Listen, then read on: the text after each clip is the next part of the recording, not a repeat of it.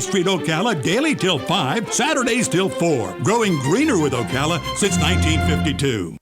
Ocala's information station, 1370 WOCA. Ocala!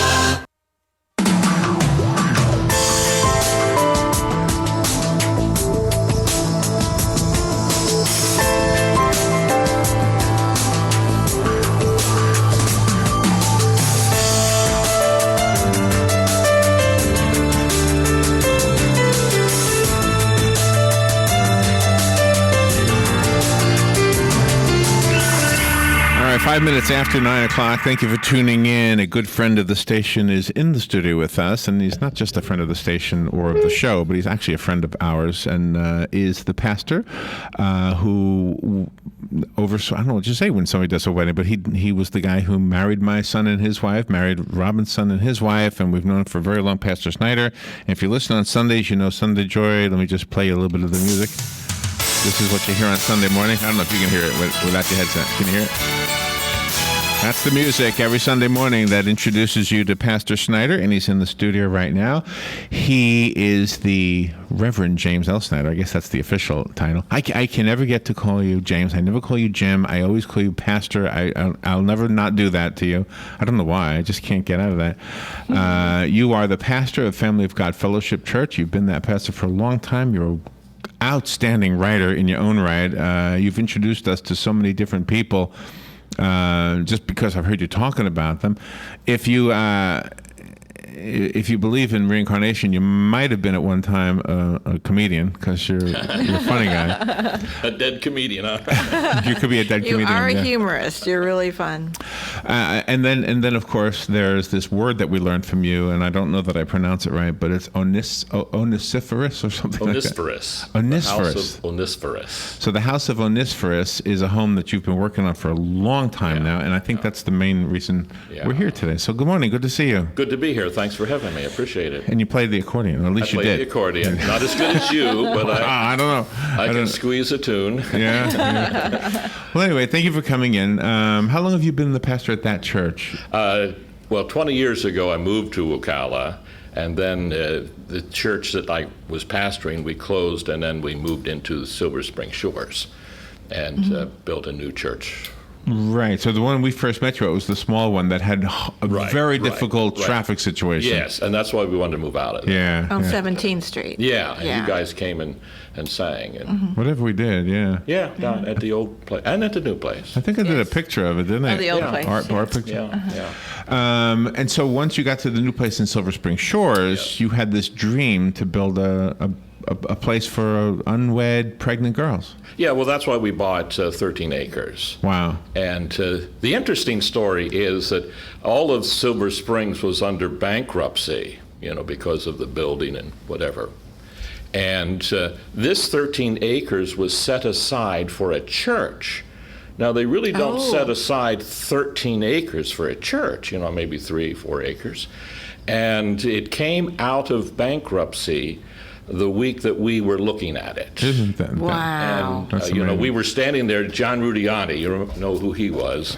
We were standing there. He was a big land tycoon, in this area. And so we were standing there, and I said, I really want this. He says, okay, how much do you have for a down payment? I looked in my wallet. I had $10.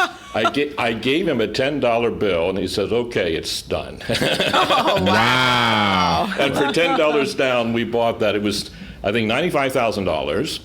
And the day we closed on it, somebody offered us $125,000 for it.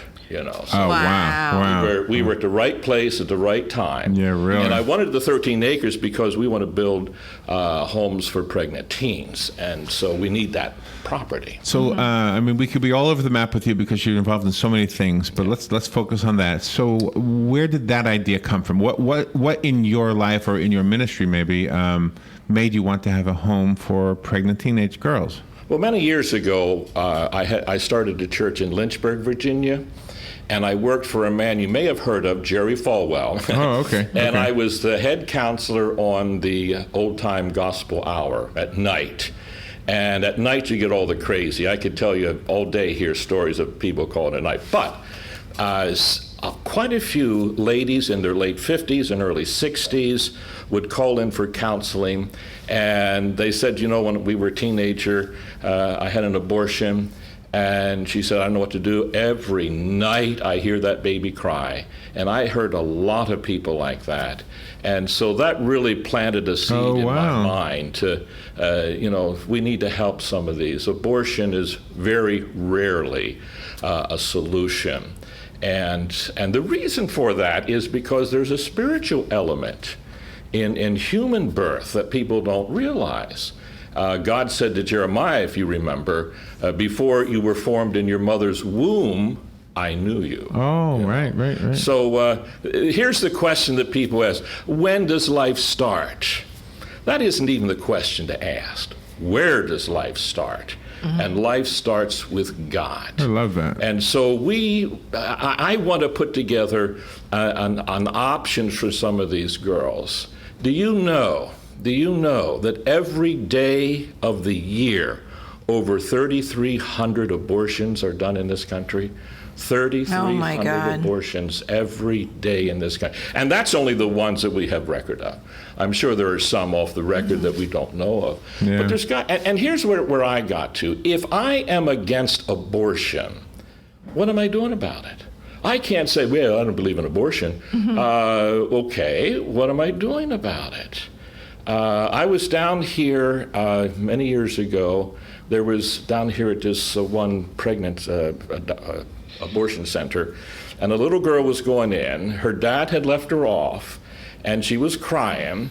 And one of my friends went up to her and said, what are you doing? Well, my dad says I can't come home unless I have an abortion. Oh, wow. I can't fathom a father like that. I am with you. And the lady said, honey, you don't have to get an abortion.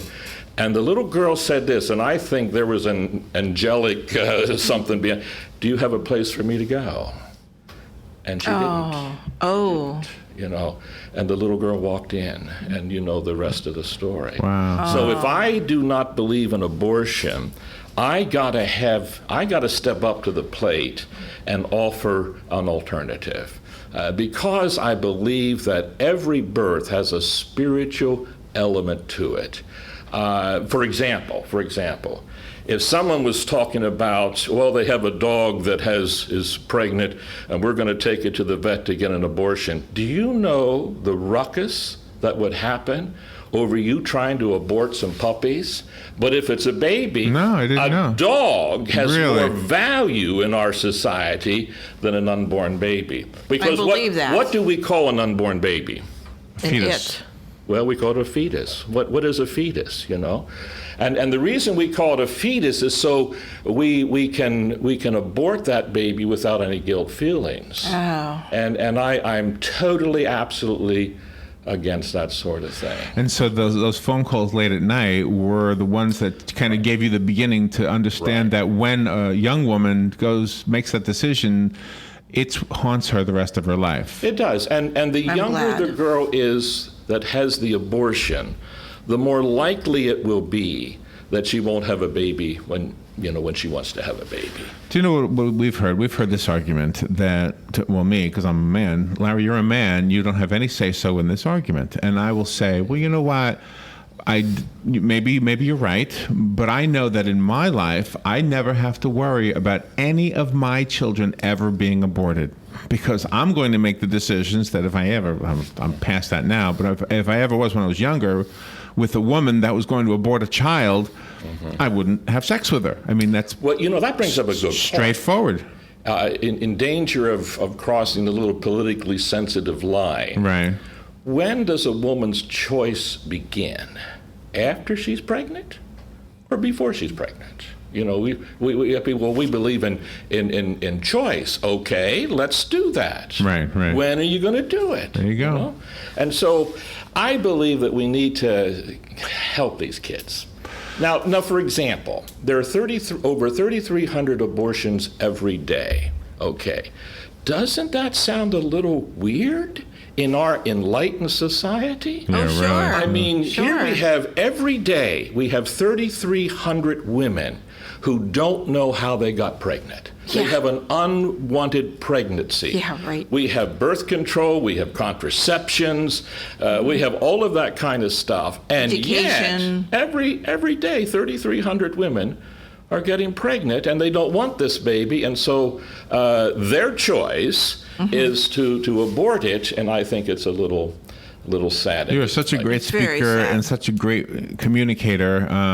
When we come back, we have to take a little break. I want to ask you what the word means, where it comes from in the good. Bible, Onesiphorus or whatever. Onesiphorus. Onesiphorus, thank you. It's a tongue twister. and how it's coming, because I know you started this a while ago, so Right. we'll come back in just a bit. And maybe maybe an important question is how we can help. So we'll take a little break, and we will be right back with Pastor Snyder. That's the Reverend James L. Snyder from the church in Silver Spring Shores, you know as the Family of God Fellowship Church. We'll be right back. The weather is brought to you by myfwc.com. Safe boating is no accidents. Times of clouds and sunshine at 1 today. There may be a shower in spots along the coast. The high 80 at the coast, 85 inland. Tonight, partly to mostly cloudy with a brief shower or two. Lows ranging from the low 60s inland to about 70 along the coast. Tomorrow, clouds and some sun, windy and warm with a shower or two along the coast. The high 82 to 86. Friday, mostly cloudy, breezy, and not as warm with a couple of showers and a thunderstorm. Highs in the upper 70s. From the Florida Weather Center, I'm Joe Lundberg. Central Florida Eye Institute is the area's leader in laser vision correction. From high-definition refraction surgery and LASIK vision correction to custom cataract, glaucoma, and diabetic treatment, you can count on Dr. Crowley and his effective, friendly staff to provide you with the quality care you deserve. Call 352-237-8400 for an appointment or more information. That number again is 352-237-8400. Looking forward to service your vision needs. Hi, I'm Leah Caruso with Strive Rehabilitation, inviting you to join me Thursday at 11 a.m. for Health Matters. Ocala Health and Strive have teamed up to bring you the latest information on good health services available to you right here at home. This vital information will help you make informed decisions about your health. So don't forget to join me here at 11 a.m. Thursday. It's news you can use from Ocala Health, Strive, and your friends here at WOCA.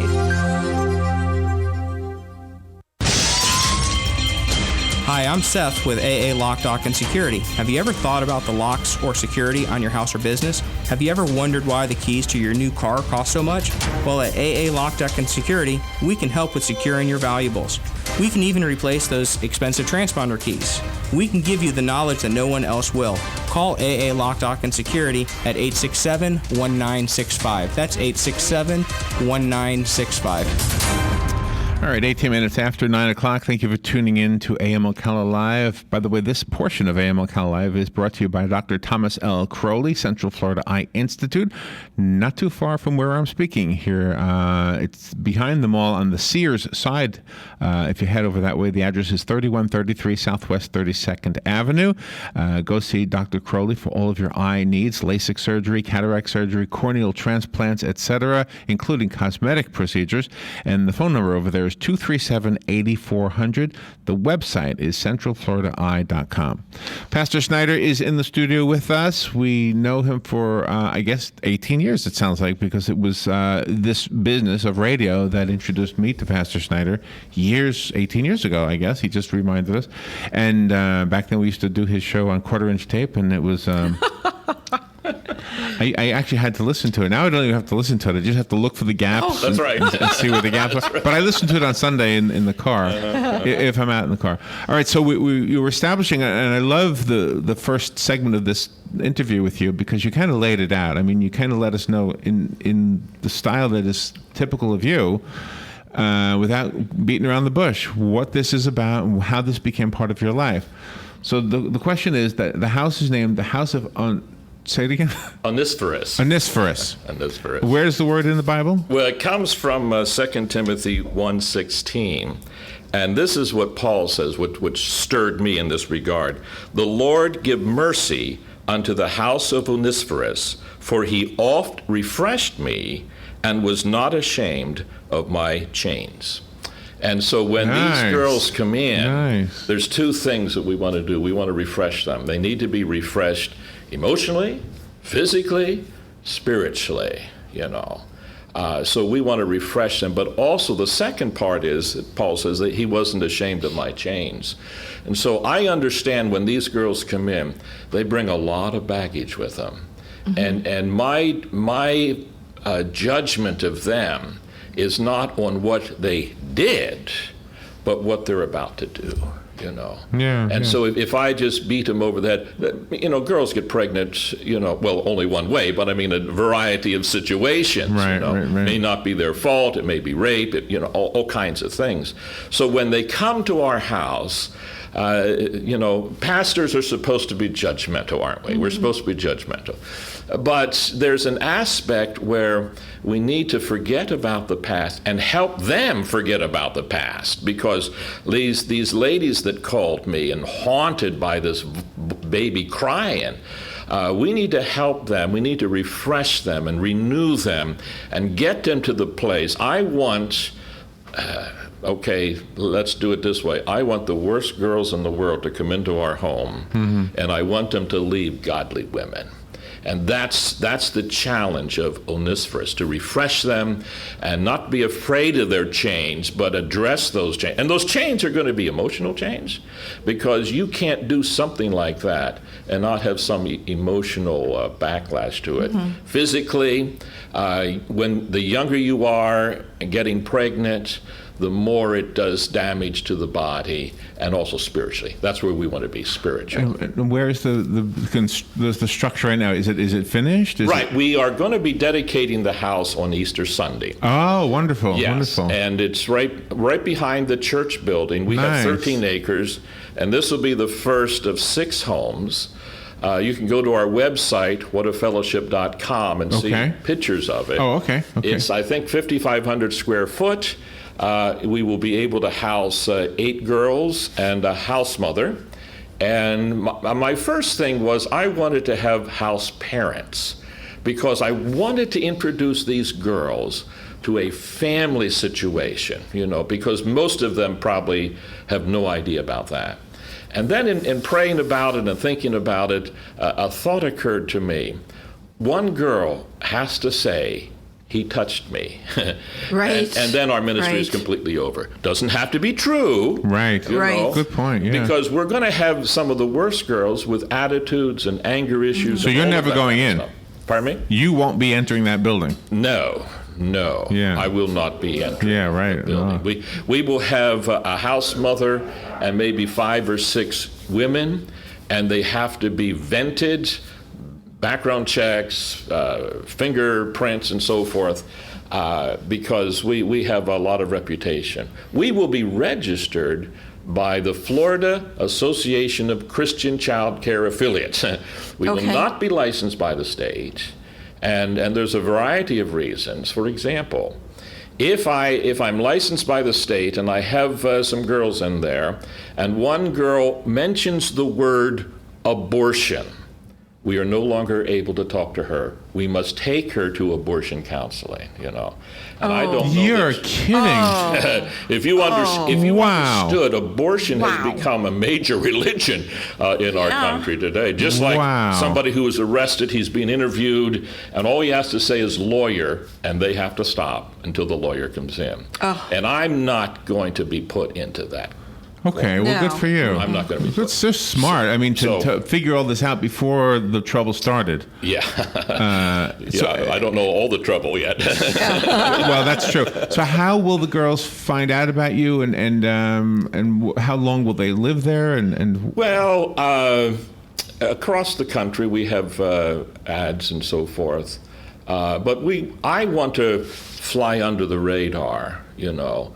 For example, last year, I think it was, a young girl, 15 years of age, from West Dallas, Texas, called me crying. She just found out that day she was pregnant. She has to get out of town because if her church found out she was pregnant, her whole family would be kicked out of the church. And I don't cry very easy, but I came very close to crying. I couldn't help her. Wow. You know? And how many girls like that are out there that need someone to bring them in that will refresh them and not be intimidated by their chains, whatever those chains might be. So you know what Well- I'm sorry. Will they be going to school if they're minors? Well, most of them have gotten into trouble because of the public school. And I'm not supposed to say that, am I? But no. There will be, it will be home studies. Oh, and, homeschooled then. whatever they're called. Oh, Yeah, okay, yeah, good, yeah. good. And you can do a lot of that online Yeah. and so forth. But here's what we want to do. We want to pull these girls out of the culture that has so destroyed them. We want to pull them out of that culture and refresh them and give them a new purpose in life. So I'm hoping that in about 20 years from now, you'll be hosting a radio show in the middle of the night. I know you don't want to do that, but I'm hoping you are. And I'm hoping you get a call from a woman who says, 20 years ago I was thinking about having an abortion. And I kept hearing these babies cry in my dreams. And let me give the phone to somebody else because this is the 20-year-old baby that you encouraged me to have. And some young man, some young woman comes on the phone and thanks you because he or she is alive because you did what you did, with you and your wife. Yeah. Well, there's a lot of stories about a woman who is having problems with her pregnancy, and the doctors are encouraging abortion. If this baby is born, he's going to have this, and this wrong with him. You have a lifetime of all that kind of stuff. And believe me or not, the stories that I have heard, all of those endangered babies were born healthy with not one bit of problem. Wow. I mean, who are we going to trust? Well, and even when a baby is not born in the so-called perfect way, we have a 54-year-old friend, Doug. I know you know Doug, right? Yeah. His mother was told he wouldn't walk, he wouldn't talk, he's got Down syndrome. And guess what? He owns his own home. He lives independently. He's our friend. And so even if somebody isn't born perfect, guess what? They still contribute. They still contribute to us. See, I don't like the word abortion. I rather call it murder. Because that's about what it is. Me too. And we need to stop. Isn't it interesting that in this enlightened age, we have all of this nonsense? For example, what was the best-selling movie 2 weeks ago? Do you know what it was? 50 Shades of Grey. Right. Now, what is that? That is a little fairy tale of Cinderella. Is it? Or is it sexual perversion at its height? That's what it looks like. The only thing that can sell in Hollywood is sexual perversion. Now, who gets the backlash? These little girls. Yeah. And so isn't it interesting in this enlightened age that we aren't able to handle our sexual impulses and so forth? It just is There's no aggravating excuse to me. No excuse for No that excuse to at happen. all. No, So not at how all. can we help? What can we do? Easter Sunday, you're having the dedication. Yeah, we're having the dedication Easter Sunday. And here Are we it is. invited to? Is the public invited? Oh, yes. We have ads that went out and so forth, and so the public is invited. And then they get to see the home. Once the home is inhabited, nobody can go in it. So now is the time to see it. And there's the house and then the kitchen down there. Last time we saw it, it was scattered concrete blocks. Yeah. But the journey has been interesting because we got along pretty good, and then the contractor died. Oh. And then his assistant got her contractor's license and took up. And then just as soon as she got in, they had new people at the zoning part. So we were then rezoned commercial. And so then we had to go back and do all the reprinting or repermitting, And then 9/11 came in and renumbered all of our houses on that property. And so all of the permits was for the church building, not for the house. And so we had to go back and redo it. It's been a long journey. How long have you been doing this?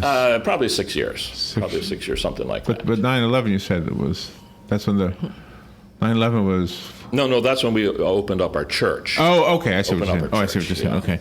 Yeah. Pastor Snyder, we love you. Thank you so much for being thanks for having in me. our lives. Thank you for doing what you're doing. Can we keep this? We can. Oh, keep, yes. I want to make sure we get everybody to know that they can go out there and in turn kind of let people know about the house. We're not a charity as such. We don't ask for money. We don't do fundraisers.